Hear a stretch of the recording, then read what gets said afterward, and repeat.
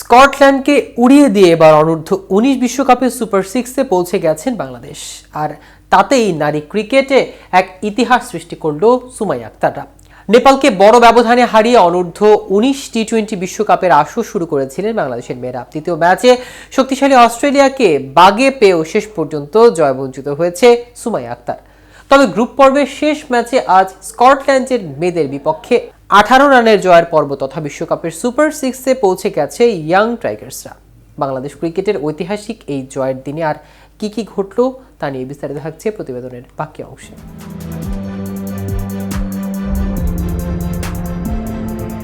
মালয়েশিয়ার বাঙ্গিতে স্কটল্যান্ডকে 122 রানের লক্ষ্য দিয়েছিল সুমাইয়া আক্তারের বাংলাদেশ। সেই লক্ষ্যে খেলতে নেমে নির্ধারিত 20 ওভারে 8 উইকেটে 130 রানে থমে গেছে স্কটল্যান্ডের ইনিংস। টসে হেরে ব্যাটিংয়ে নেমে বাংলাদেশের শুরুটা ভালো করেনি। স্কোর বোর্ডে রান তোলার আগেই সুমাইয়া আক্তার সুবর্ণার উইকেট হারায় তারা। তারপর আরেক ওপেনার ফাহমিদা ছোঁয়ার সঙ্গে 26 রানের জুটি করেন উইকেটরক্ষক ব্যাটার জুরাইয়া ফেরদৌস। 14 রানে রান আউট হয়ে ফিরে যান ফাহমিদাও। জুরাইয়াও বেশিক্ষণ উইকেটে থাকতে পারেননি, তার ব্যাটে আসে 20 রান। এই আসরের ফর্মে থাকা সাদিয়া ইসলাম এদিন ফিরে যান মাত্র 6 রান করে। স্কোর বোর্ডে 50 রান তুলতেই 5 উইকেট হারায় বাকিনীরা। সেখান থেকে দলকে টেনে তোলেন অধিনায়ক সুমাইয়া এবং আফিয়া সীমা। আফিয়া করেন 19 বলে 21 রান। সুমাইয়ার ব্যাটে আসে 36 বলে অপরাজিত 29 রানের ইনিংস। দুইজনের 38 রানের জুটিতে 120 রানের গন্ডি পার হয় বাংলাদেশ। 122 রানের লক্ষ্যে ব্যাটিংয়ে নেমে প্রথম 4 ওভারে বিনা উইকেটে 19 রান তোলে স্কটল্যান্ড। সহজ জয়ের ইঙ্গিত দিচ্ছিল দলটি, তবে ইনিংসের পঞ্চম ওভারে 2টি উইকেট হারায় স্কটল্যান্ড।